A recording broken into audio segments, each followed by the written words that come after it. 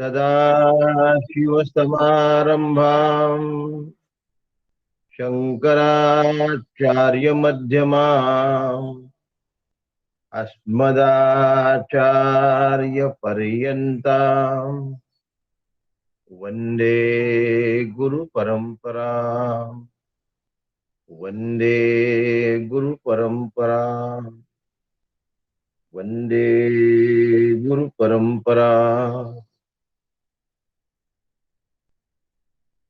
अज्ञानतिमिरान्धस्य ज्ञानाञ्जनशलाकयः चक्षुरुन्मीलितं येन तस्मै श्रीगुरवे नमः। ज्ञानशक्तिं समारूढाम् तत्त्वमाला विभूषितः भुक्तिमुक्तिं प्रदाता च तस्मै श्री गुरवे नमः। तस्मै श्री गुरवे नमः। सद्गुरुनाथ महाराज की जय।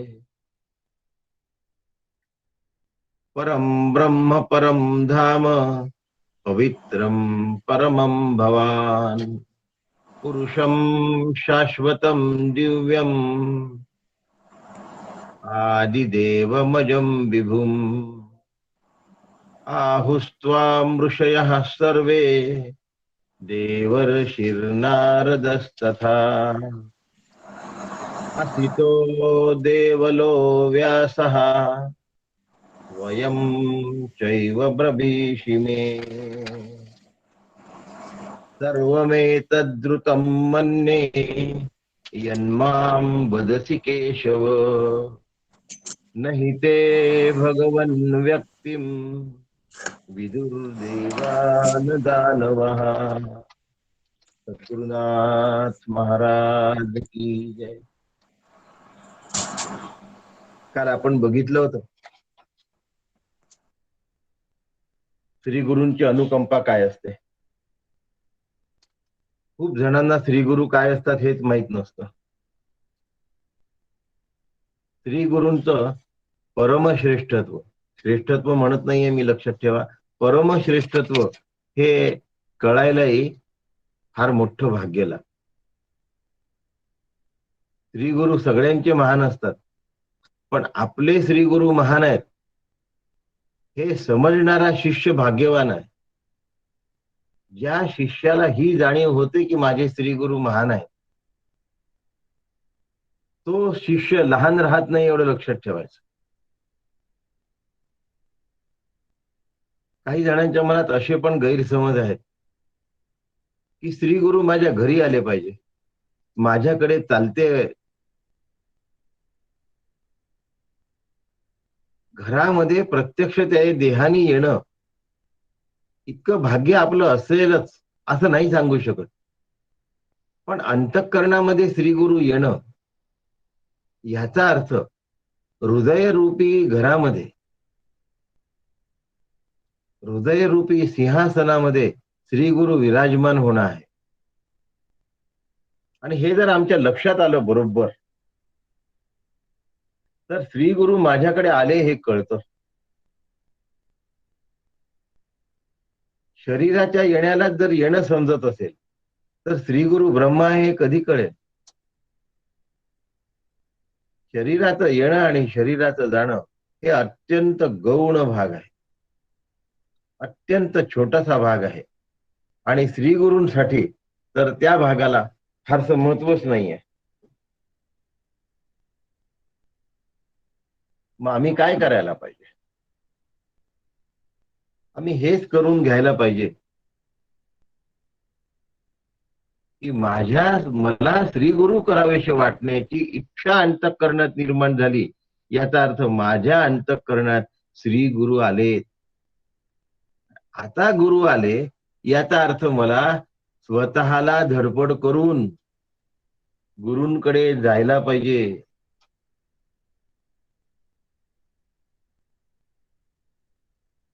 गुरूंकडून अनुग्रह घ्यायला पाहिजे आणि तदनुषंगिक माझं जीवन मला घडवून घ्यायला पाहिजे. शिष्यामध्ये कोणत्या गोष्टी कळायच्या राहिल्या आहेत हेही पण काल आपण बघितलं. आणि अज्ञानाची राती माझी तमाची मिळणी दाटती. अज्ञान आणि तम म्हणजे अंधकार, ते नाशुनी घाली परवती करी नित्योदय. माझ्यातलं अज्ञान आणि माझ्या दृष्टीमधला अंधकार, या दोन गोष्टींना श्री गुरु काय करतात, घालवून देतात. काल आपण पाहिलं होतं अज्ञान म्हणजे काय आणि अविद्या म्हणजे काय. मी देह आहे असा घट्ट समजणं ही अविद्या आहे आणि जग सत्य आहे असं वाटणं हे अज्ञान आहे. अज्ञानाचा अंधकार असतो आणि ज्याला जग सत्य आहे असं वाटतं, ज्याला देह सत्य आहे असं वाटतं, देह हा जगाचाच भाग आहे, ज्याला देह आणि जगत सत्य आहे असं वाटतं, वेदांताच्या भाषेत देहादी जगत सत्यत्व असं ज्याला वाटतं, त्याच्या जीवनामध्ये श्री गुरु प्रकाशमान होणं अवघड आहे. दुसरं, जीवत्व म्हणजे काय हे कळलं नाही. चालले आहे काहीतरी करत, कृतिशीलता म्हणतात त्याला. बरेच साधक खूप काही करत असतात पण त्यांची कृतिशीलता जाता जात नाही, चिंतन समजत नाही. विचार पेरला ना तरीही तो विकार ते उगवू देत नाही, कृतीने त्याला झाकून टाकतात. आणि कृतिशीलता जबरदस्त असते अंतःकरणावर, फार मोठी कृतिशीलता असते. कालचा एक भाग थोडासा घेतो.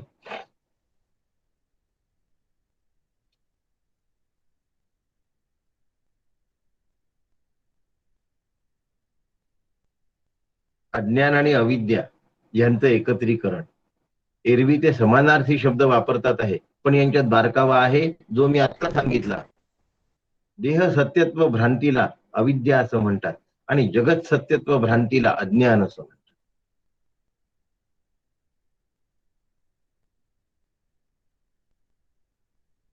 याच्यामध्ये अंधकाराची दाट छाया पसरलेली आहे. आणि म्हणून झालं कसं की अज्ञान आणि अविद्या एकत्र आले,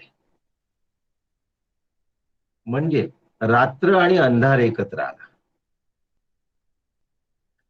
खोल अंधाऱ्या विहिरीतलं अंधकार त्यात काजळाने उडी मारली आणि चांगला प्रकाशातून आंधळा माणूस चालला होता हातात काठी घेऊन. तो प्रकाश हरवला, रस्त्यावरचे दिवे मालवून गेले रात्रीला आणि प्रकाशात चालणारा हा आंधळा माणूस अंधकारात चालायला लागला. आंधळा माणूस अंधकारात गेला. माऊलीचे दृष्टांत आहेत हे सगळे आणि अमृतानुभवामधले दृष्टांत आहेत. असा गडद अंधार तयार झाला. आंधळा माणूस अंधकारात गेला, गडद अंधार तयार झाला. हे फक्त वापरण्याचे शब्द आहेत. आंधळ्यासाठी पहिलेपासून अंधारच आहे आणि तो अंधाराच्या वाटेने जायला लागला तरी पण अंधारच आहे. ज्ञान सूर्य उगवतो, तत्वमसी असा बोध श्री गुरु करवून देतात आणि त्या उपदेशाने याचा अज्ञानाचा ढीग, कापसाच्या ढिगामध्ये जशी ठिणगी पडते तशी अज्ञानाच्या ढिगामध्ये तत्वमसी या उपदेश महावाक्याने ठिणगी पडते आणि सगळं प्रकाश ज्योताचं वलय तयार आणि ज्ञान सूर्याचा नित्य उदय होतो.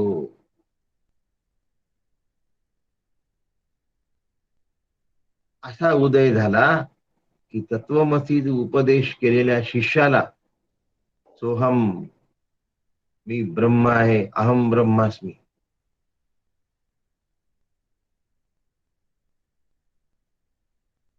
या मी ब्रह्म आहे हा ज्ञान सूर्य उदयाला येतो. ही श्री गुरूंची अनुकंपा आहे. हे श्री गुरूंचं मोठेपण आहे. हे श्री गुरूंचं श्रेष्ठत्व आहे. ज्याला जे कधीच कळलं नसतं ते त्याच्या समोर आणून उभं करतात. कसं? प्रत्यक्ष. अपरोक्ष ज्ञान शब्दाचा अर्थ प्रत्यक्ष ज्ञान असा आहे, पण प्रत्यक्ष शब्दाचा अर्थ आम्ही समजतो तसा नाही आहे. परमार्थामध्ये प्रत्यक्ष शब्दाचा अर्थ अपरोक्ष असा होतो आणि व्यवहारामध्ये प्रत्यक्ष शब्दाचा अर्थ डोळ्याला दिसणे, कानाला ऐकू येणे, जिभेला स्वाद करणे, त्वचेला स्पर्श करणे, याला आम्ही प्रत्यक्ष अनुभव असो. हा प्रत्यक्ष अनुभव नाही आहे. प्रत्यक्ष अनुभव त्याला म्हणतात जो इंद्रियांनाही कळत नाही. इंद्रिया नेणता भोगी जे. कसा अनुभव आला हे सांगता येत नाही. आधीच कळतं, बोला आधी झोंबी जे प्रमेय असे. याला प्रत्यक्ष अनुभव म्हणतात. प्रत्यक्ष हा व्यावहारिक सत्तेतला शब्द वेगळा आहे आणि प्रत्यक्ष हा पारमार्थिक सत्तेमध्ये अपरोक्ष या अर्थाने समजल्या जातो. व्यवहारामध्ये प्रत्यक्ष अनुभव आला म्हणजे पहिले अनुभव ज्ञानेंद्रियांना आला. मी हा पेन प्रत्यक्ष पाहिला, प्रत्यक्ष हातात घेतला, याचा अर्थ माझ्या त्वचेला कळला, माझ्या डोळ्याला दिसला. म्हणजे प्रत्यक्ष कुठे झाला? त्वचेसाठी प्रत्यक्ष आहे, डोळ्यासाठी प्रत्यक्ष आहे. तुझ्यासाठी कुठे प्रत्यक्ष आहे? तू म्हणजे डोळा आहेस का? तू म्हणजे त्वचा आहेस का? नाही ना. मग तुझ्यासाठी प्रत्यक्ष नाही आहे. तुझ्यासाठी हा अप्रत्यक्ष अनुभव आहे. परंतु व्यवहारात बोलण्याची पद्धत याला प्रत्यक्ष आहे. म्हणून परमार्थामध्ये प्रत्यक्ष शब्दाचा अर्थ अपरोक्ष असा होतो. इंद्रियांना सुद्धा कळत नाही. इंद्रिया नेणता झोंबीजे, इंद्रिया नेणता भोगीजे, बोला आधी झोंबीजे प्रमेय असे. श्री गुरु अनुकंपा करतात, श्री गुरु कृपा करतात. कशी करतात याचं ज्ञान लवकर आम्हाला होत नाही, कारण आम्ही गडद अंधारामध्ये असतो. काजळाने अंधाऱ्या विहिरीत उडी मारावी तसं.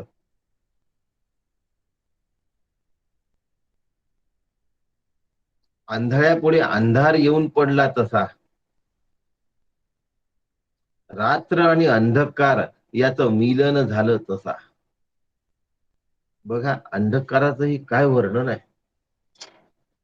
वास्तविक माझं स्वरूप निर्गुण आहे, मी निराकार आहे, मी निर्विशेष आहे, मी निरुपाधिक आहे, मी कुटस्थ आहे, मी असंग आहे, मी चिद्रूप आहे, मी साक्षी चैतन्य आहे.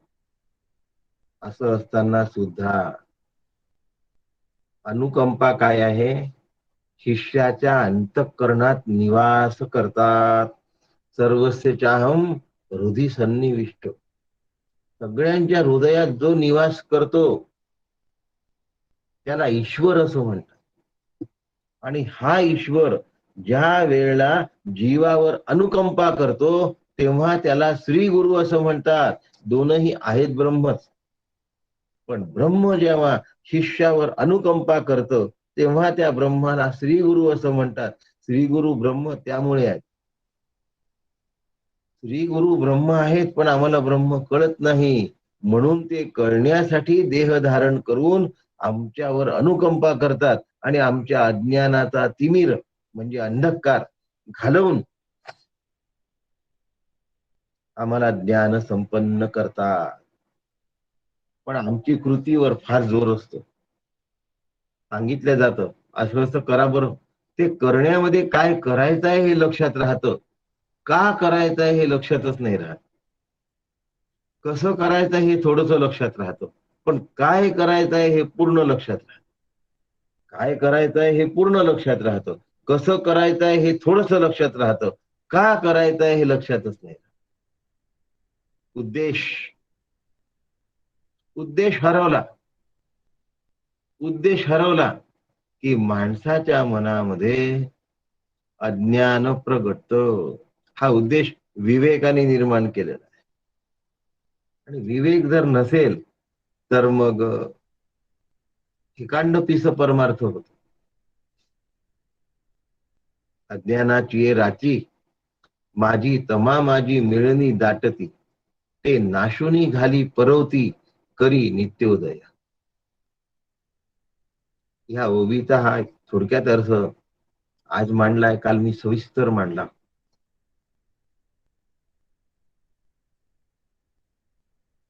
कोणतीही गोष्ट करावीशी वाटणं त्याला आवड असं म्हणतात.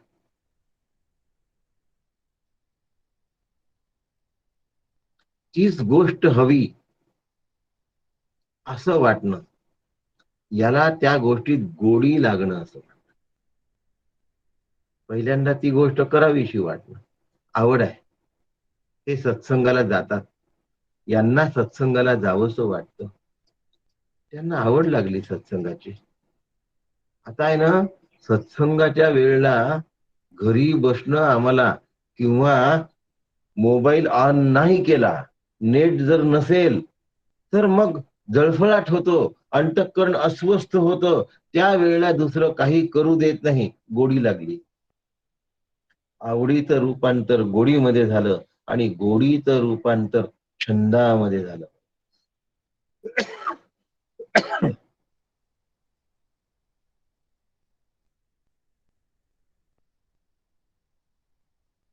ध्यास लागला या जीवाला, कधी मिळविसी जीवा शिवाला, तो क्षण हृदयी पडो, मजला स्मरण घडो, निशिदिनी मजला स्मरण घडो तव, घडो घडी मजला स्मरण घडो.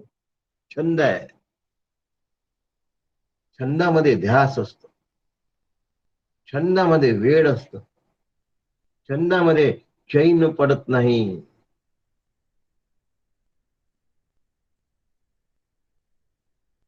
ही माझी स्वरचित रचना आहे, 25 वर्षापूर्वी करून ठेवली होती, आज उघड करतोय.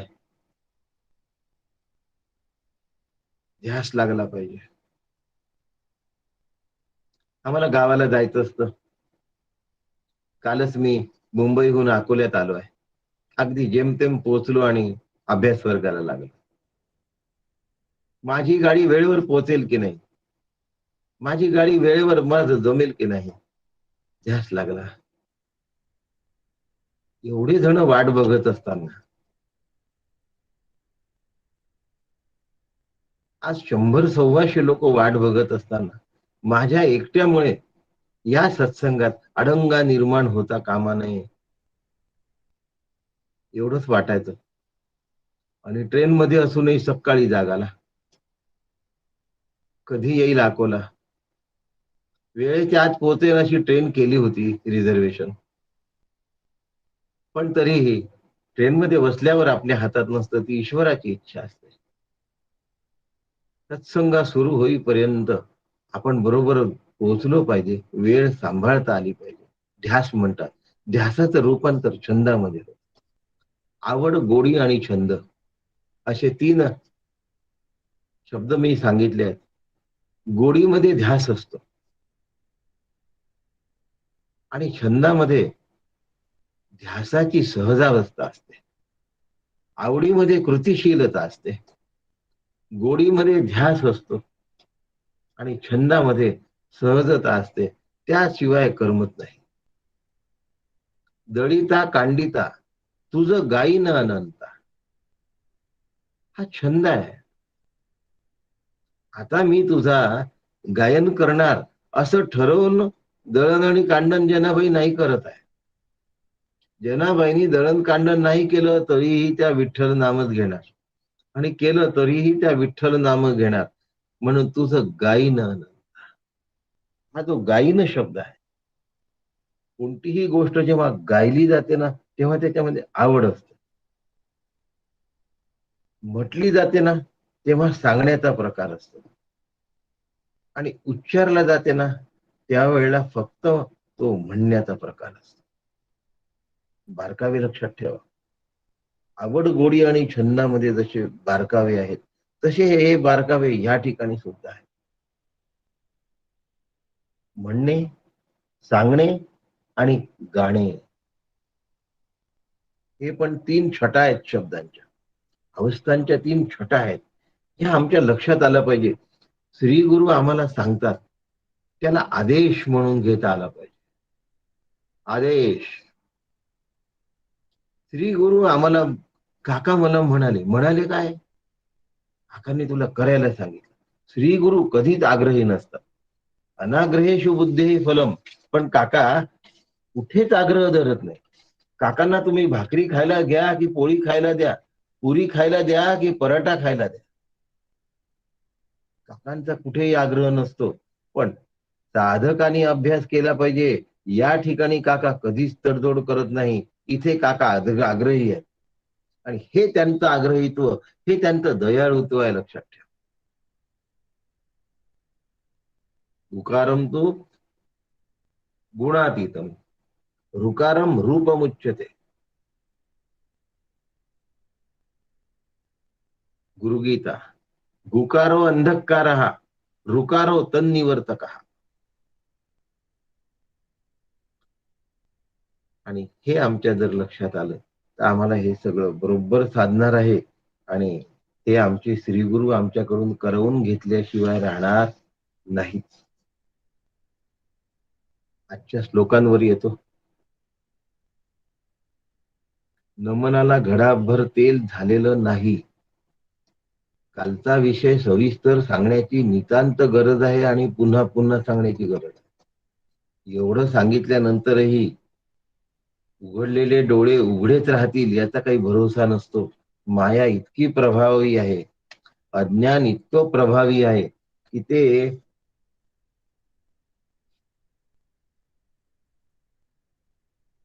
सद्गुरूंना मनुष्य समजण्याचा वेडेपणा करायला लावते. माया आणि अज्ञान सद्गुरूंना मनुष्य समजण्याचा वेडेपणा करायला लागते. अवजानंती माम मूढा मानुषीम तनु आश्रित. ते मूढ आहेत जे मला मनुष्य शरीरात आश्रित असं समजतात, असं भगवंतानी भगवद्गीतेमध्ये म्हटलं. मग ते कसे असतात हो, श्री गुरूंचंच वर्णन आहे. पण श्री गुरूंचं वर्णन करता करता ब्रह्मस्वरूपाचं वर्णन करावं असं वाटतं, कारण श्री गुरूंचं वर्णन करायला गेलं की ते ब्रह्मस्वरूपाचं, आणि ब्रह्मस्वरूपाबद्दल बोलायला गेलं की ते श्री गुरूंबद्दल होतं. कारण श्री गुरु आणि ब्रह्मस्वरूप या दोन गोष्टी नाही आहेत, या अभिन्न आहेत, या एकच गोष्टी आहेत. पण असं असताना सुद्धा असं का होतं मग, आम्हाला ते तरी सांगा, असं का होतं. ब्रह्मासंबंधी बोलता येत नाही, म्हणून जेव्हा बोलल्या जातं तेव्हा ते श्री गुरूंबद्दल, आणि जेव्हा बोलणं थांबतं, शब्द हे भजनाचे थांबले. तुझी या स्वरूपा पाहता नाथा, देह भान सरले, शब्द हे भजनाचे थांबले. सद्गुरु मनोहरनाथ महाराजांनी केलेलं हे भजन आहे. सगळ्या संतांचा अनुभव एक असतो, लक्षात ठेव. निद्रेचा अनुभव सगळ्यांचा सारखा असतो, एक नाही. सगळ्यांचा निद्रेचा अनुभव सारखा आहे, पण सगळ्यांचा आत्मस्वरूपाचा अनुभव एक आहे. आत्मानुभव सारखा नाही. माझ्या सारखा त्यांना आत्मानुभव आहे नाही, माझा आणि त्यांचा आत्मानुभव एकच आहे, आणि निद्रानुभव सारखा आहे. हे जे मी बारीक विश्लेषण केलं ना, ते आदरणीय श्री हिंदूरावजी भोईटे फार मोठे वक्ते आहेत शिवगडचे. त्यांनी या गोष्टीला उचलून धरलं आणि त्यांना अतीव आनंद झाला की हा बारकावा कळला आज मग. असो. परम ब्रह्म परम धाम पवित्रम परमम भवान पुरुषम शाश्वतम दिव्यम आदिदेवमजम विभुम आहुस्त्वा मृषया सर्वे देवर्षीर नारदस्तता असितो देवलो व्यासः स्वयं चैव ब्रवीशिवे. ब्रह्माबद्दल बोलायला जायो तर आपण साक्षात ब्रह्मा आहात असं म्हटलं की त्याला सगुणाची उपाधी येऊन जाते. वास्तविक ते निर्गुण आहे, निरुपाधिक आहे, निर्विशेष आहे. पण श्री गुरूंना तुम्ही साक्षात ब्रह्म आहात असं म्हटलं की ते सगुण ब्रह्म होतं, उपाधिक ब्रह्म असं होतं, सविशेष ब्रह्म असं होतं. ब्रह्म तसं सांगता येत नाही कारण ते माया कार्य रहित आहे. ब्रह्म हे मायेचं कार्य नाही, जगत माया कार्य. इंद्रिय आणि मनबुद्धीच्या अतीत गेल्यानंतर निर्गुण ब्रह्म सूचित केल्या जातं. आणि म्हणून परमब्रह्म, सद्गुरूंना परब्रह्म म्हणतात. गुरु साक्षात परब्रह्म. कारण ब्रह्म त्यांच्याशिवाय मला कधी कळू शकत नाही. गुरु विण नाही. माऊलीचं भजन आहे तसं, समर्थांची ओवी आहे तशी, गुरु विण तो सहसा कळेना. आकळेना, कळेना, गुरु विण तो सहसा कळेना. सद्गुरूंशिवाय ब्रह्म कळू शकत नाही. म्हणून सद्गुरु ब्रह्मापेक्षाही श्रेष्ठ आहे, म्हणून परब्रह्म आहे.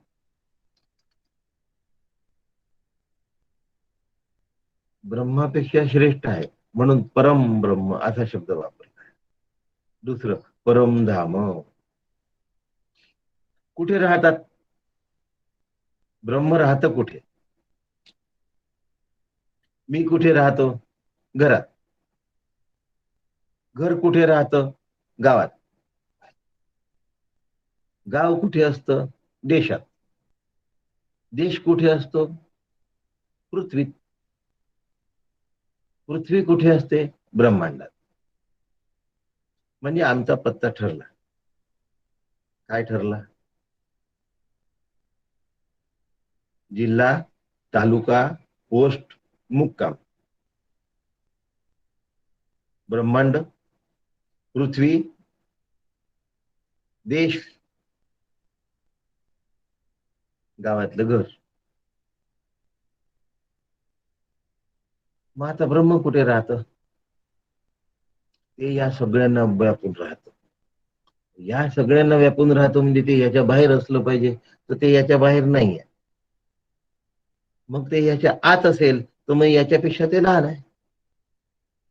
व्यापून असेल तर व्याप्य व्यापक संबंध आला. व्यापून नसेल, ब्रह्मांडाने जर ब्रह्माला व्यापलं असेल तर ब्रह्म ब्रह्मांडापेक्षा लहान होईल. किंवा ते व्यापक असेल तर ते ब्रह्मांडापेक्षा मोठं होईल. पण नेमकं कुठे आहे? सगळ्या ब्रह्मांडाला व्यापून उरलं आहे ते ब्रह्म. आणि सगळं ब्रह्मांड निर्माण झालं तेही ब्रह्मच. म्हणजे ब्रह्म ब्रह्मांडात राहते असं म्हणण्याची सुद्धा सोय नाही. पण ब्रह्माच्या आधाराने ब्रह्मांड राहतं अशी शास्त्र रचना आहे. ब्रह्म हे ब्रह्मांडाचं अधिष्ठान आहे. ब्रह्माच्या आधाराने ब्रह्मांड राहतं. आता ब्रह्माच्या आधाराने ब्रह्मांड राहतं ही वाक्यरचना तुम्हाला समजावून सांगण्यासाठी बरोबर आहे. पण या वाक्यरचनेमध्ये दोष आहे की ब्रह्म आधार देणारं होतं आणि ब्रह्मांड आधेय होतं. आधार आणि आधेय असा पुन्हा भाव तयार होतो. मग आता ब्रह्माच्या सत्तेवर ब्रह्मांड राहतं असं म्हटलं तर ब्रह्म अधिष्ठान आहे आणि सत्ता ज्या ब्रह्मांड राहतं ते ब्रह्मांड अध्यस्त झालं. हेही मान्य नाही आहे. ब्रह्मावर अधिष्ठान हा आरोप आहे. अध्यस्त ब्रह्मांडामुळे ब्रह्मावर तू अधिष्ठान आहे हा सुद्धा आरोप आहे. म्हणून ब्रह्मांडच निर्माण झालेलं नाही, कारण ते ब्रह्मरूपच आहे. आता तिसरा भाव झाला, याला सर्व ब्रह्मवाद असं. आधी मी विवर्तवाद सांगितला, आता सर्व ब्रह्मवाद सांगतोय. आणि ब्रह्मांड हे ब्रह्मरूपच असल्यामुळे ते झालंच नाही हा अजातवाद आहे. आता आम्हाला या सगळ्या गोष्टी कळायला फार कठीण आहे. म्हणून ईश्वराने ब्रह्मांड निर्माण झालं असं शास्त्र मानतं, ते गृहीत धरलं तर हा ईश्वर कारणवाद होतो. आणि ईश्वर कारणवाद सगळ्यात सोपा आहे. त्याच्या खालोखाल विवर्तवाद सोपा आहे. सगळ्यात कठीण अजातवाद आहे. तो संतांनाच कळला, आपल्याला कळत नाही. शब्दांनी कळला तरीही तो वळलेला नसतो. आपला विषय आहे परमधाम, ब्रह्म, सर्वश्रेष्ठ धाम. कसं? सगळे ब्रह्मांड त्याच्यावर अधिष्ठित आहेत, म्हणजे ब्रह्मांड अध्यस्त आहे आणि तो त्याचा अधिष्ठान आहे. तो ब्रह्मांडाची सत्ता आहे, त्याच्यावर ब्रह्मांड राहतं. म्हणून असं जे जागा, धाम, घर, ते जे ब्रह्म आहे ते परमधाम आहे. आता हे सगळे शब्द परम परम परम परम वापरावे. पवित्रम परमम भवान, ते पुन्हा परम पवित्र आहे. त्याला पवित्र कसं म्हणायचं? पुन्हा प्रत्येक गोष्ट सिद्ध करायच्या मागे लागला ना, तर हे फार कठीण असतं.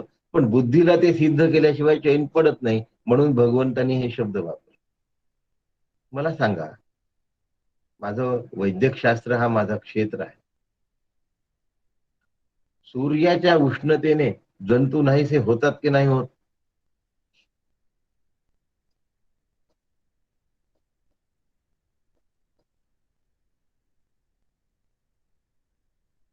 एखाद्याला जॉन्डिस झाला असतो, त्याला सांगतात सकाळच्या कोवळ्या उन्हात उभं राहा.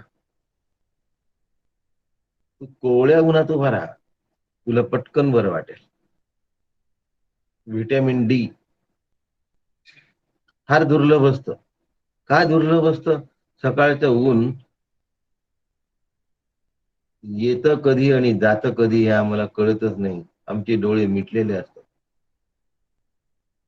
पण सूर्य जंतूंचा नाश करतो, घाणीला नष्ट करून टाकतो, वाळवून टाकतो. म्हणजे काय झालं? सूर्यामध्ये पावित्र्य आहे, म्हणून सूर्य देवता आहे. अग्नीमध्ये पावित्र्य आहे, अग्नी भस्मसात करून टाकतो, अशुद्धीचा नाश करतो. म्हणून अग्नीमध्ये सुद्धा पावित्र्य आहे. आपल्या गंगेमध्ये सुद्धा पावित्र्य आहे. गंगा पापाला क्षालन करते, म्हणजे नाश करते. गंगा पापाचं क्षालन करते. अग्नी अशुद्धीचा नाश करतो आणि सूर्य जंतूंना घालवतो. आणि म्हणून या तिन्हींना पवित्र मानलं आहे. अग्नीला पवित्र मानलं आहे. अग्नी घेऊन चालणाऱ्याला वंदन करावं असं म्हणतात. सूर्याला वंदन करणाऱ्याला तेजस्वी म्हणतात, त्यालाही आपण वंदन करावं असं. गंगा थोडीशी जरी सोबत आणली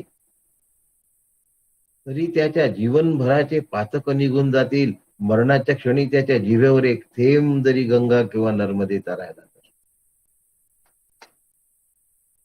इदम तू नर्मदाष्टक त्रिकालमेव ये सदा पठंती ये निरंतरम न यांती दुर्गती. विरंची विष्णू शंकर महेश दामरौरवम पुनर्भवा नरादिवे विलोकयंती रौरव. एका नर्मदेच्या जलामध्ये ही ताकद आहे. गंगेच्या एका थेंबामध्ये हे पावित्र्य आहे. अग्नीच्या एका ठिणगीमध्ये भस्मसात करण्याची ताकद आहे आणि ब्रह्मस्वरूपामध्ये सगळ्या दोषांना जाळून टाकायची क्षमता आहे.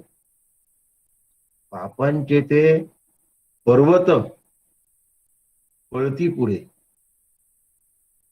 राख रांगोळी होऊन जाते पापांची, निस्तराभूत होऊन जातं पाप, नष्ट होऊन जातं पाप, नाहीस होऊन जातं पाप.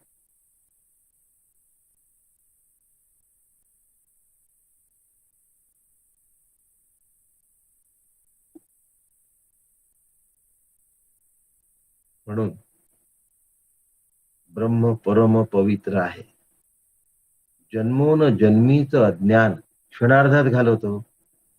10,000 वर्षापूर्वीचा अंधकार आहे आणि टेंबा नेला तिथे. तो असं म्हणतो का, मी 10,000 वर्षापासून इथे राहतो, तर मी आता इथून जायला निदान 10 वर्षाचा तरी पिरियड द्या. मी 10,000 वर्षाचा पाहुणा आहे, इथला मुक्कामी आलोय, 10 वर्ष तरी द्या असं म्हणतो का? 10 मिनिट नाही मागत, 10 सेकंद नाही मागत. जसा टेंभा त्या अंधाऱ्या गुहेमध्ये जातो तत्क्षण ती प्रज्वलित होते. परमं भवा, तसा आम्हाला परम पवित्र करतात. भव म्हणजे होणे, ब्रह्मरूप करतात, अज्ञान पटलाचा ध्वंस,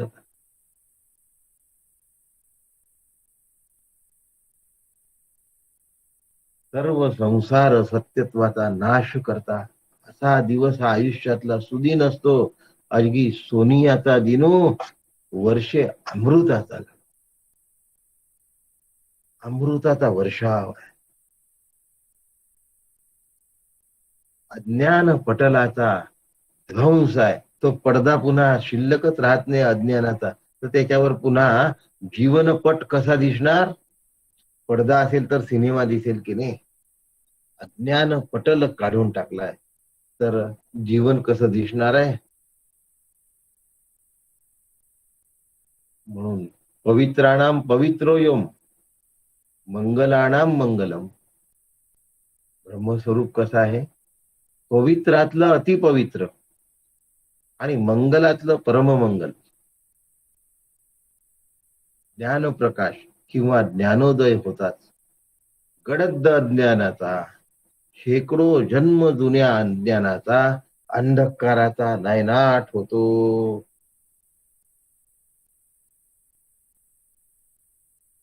असा तो पुरुष म्हणजे परब्रह्म शाश्वत आहे,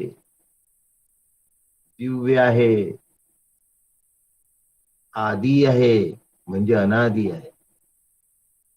दिव्यम आदि देवम, तो अनादी आहे, अजय आहे आणि विभू आहे. सगळे शब्द सांगण्याच्या मागे लागत नाही.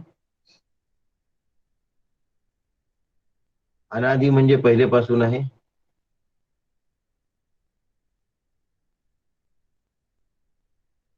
आदिदेव शब्दाचा अर्थ हा तो अनादी आहे असा होतो. अजय शब्दाचा अर्थ जो कधी मरणार नाही असा होतो. आणि विभू शब्दाचा अर्थ तो सर्व व्याप्त आहे असा होतो.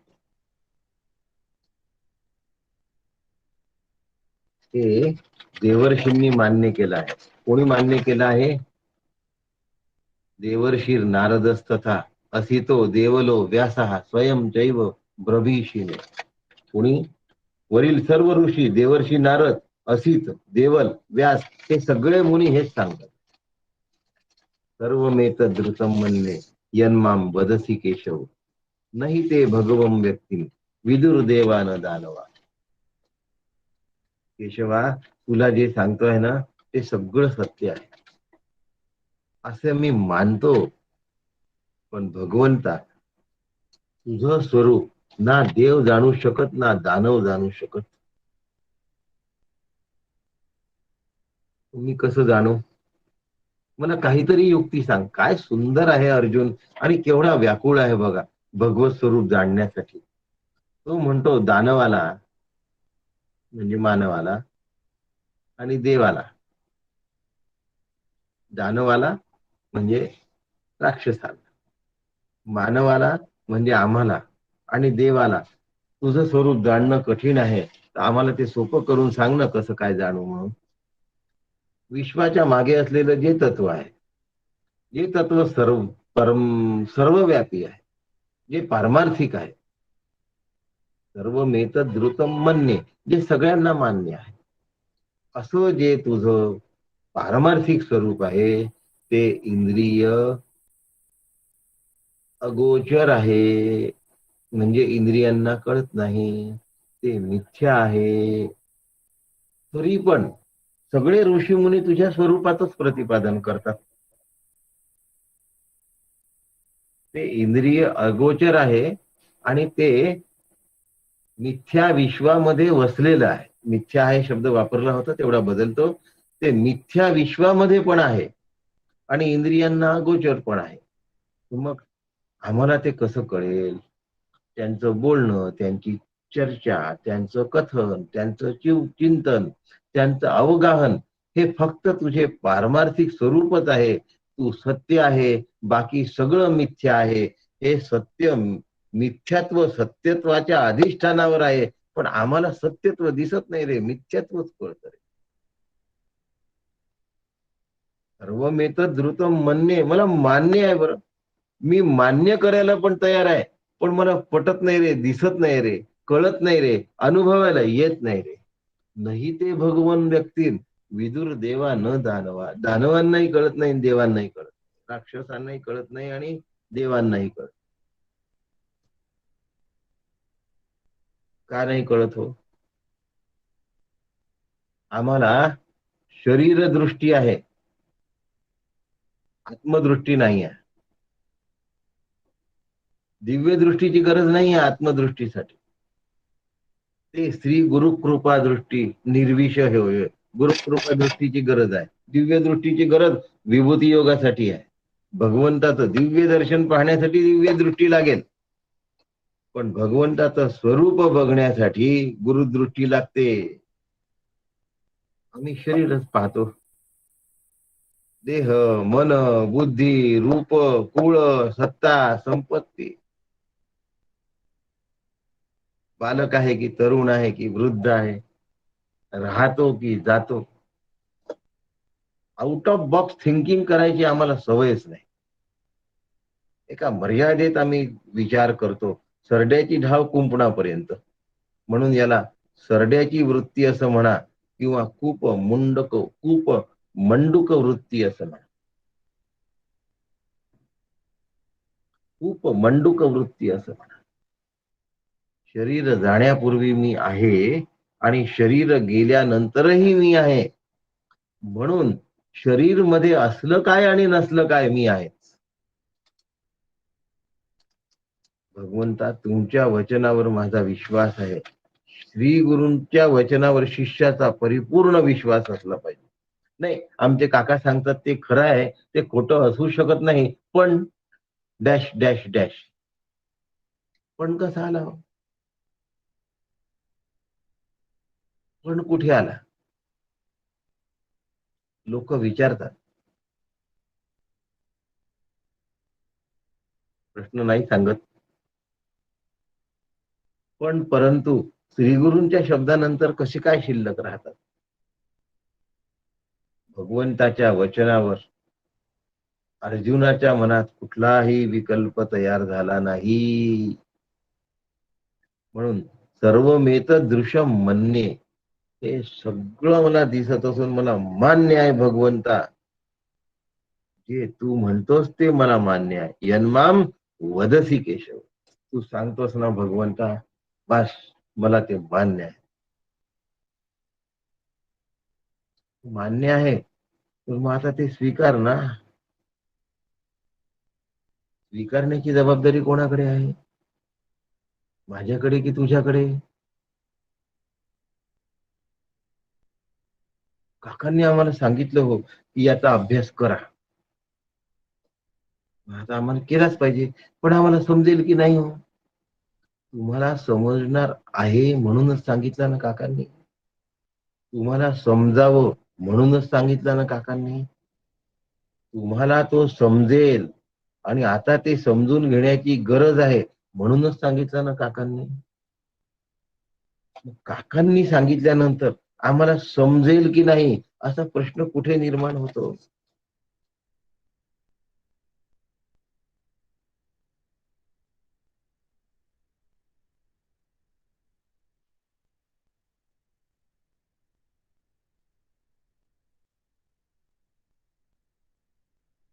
तुमची नियुक्ती केली हो काकांनी, पण ते कशी केली हो, ते कसं झालं हो?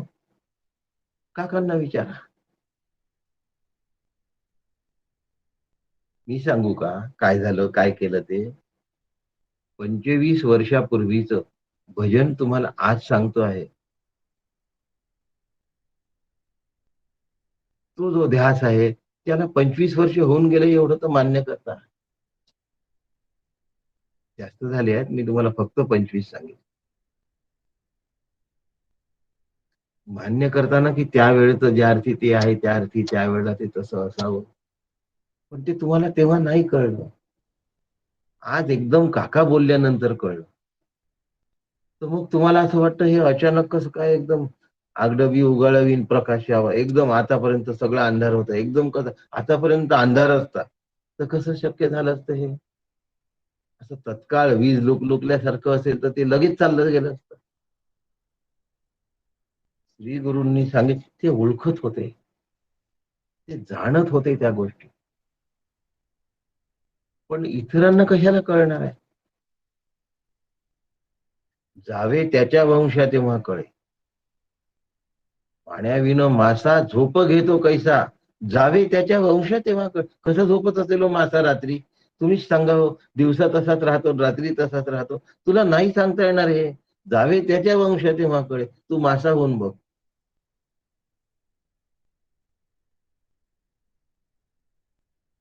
तुकोबांचा अभंग आहे. म्हणून एकदम कसं झालं, एकदम काही होत नाही हो. परमार्थात तर एकदम होतच नाही. शनै शनै ही उपरमेत बुद्ध्या धृती गुहितया आत्मसंस्थम मन कृत्वा न किंचिदपि चिंतय. शनै ही शनै. लोकांचा अर्थ सांगायला वेळ जाईल. कमी वेळात ओवी सांगतो. हळूहळू ढाळे ढाळे केतुलेनी एके वेळे आत्मस्वरूपा जवळे येईल सहजे. हळूहळू ढाळे ढाळे शनै शनै उपरमे बुद्ध्या धृती गृहीतया आत्मसंस्थम मन कृत्वा केतुलेनी एके वेळ आत्मस्वरूपा जवळे येईल सहजे. हे सहज होतं, अलगद होतं, हळुवार होतं आणि सावकाश होतं. आणि हे फक्त श्री गुरूंना कळत. बाकीच्यांना आधी कळत नाही नंतरही कळत नाही. मग आता सर्वमेत द्रुतम म्हणणे, मी मनाने मान्य करत असेल तर माझा उत्कर्ष होतो, माझी उत्क्रांती होते, माझा पुढे काय होतो प्रवास सुरू होतो. आणि जर मी असं मनाने करत नसेल ना तर माझा पुढला प्रवास सुरू होत नाही.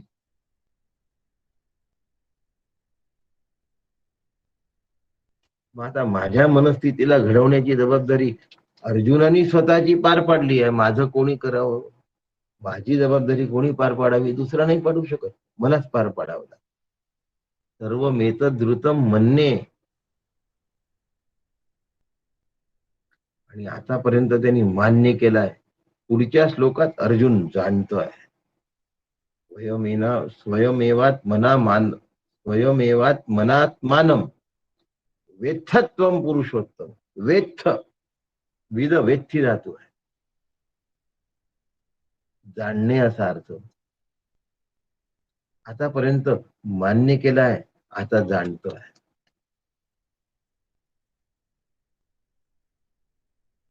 500 रुपयाची नोट आहे, खरंच हो याच्यात वस्तू येतील का हो,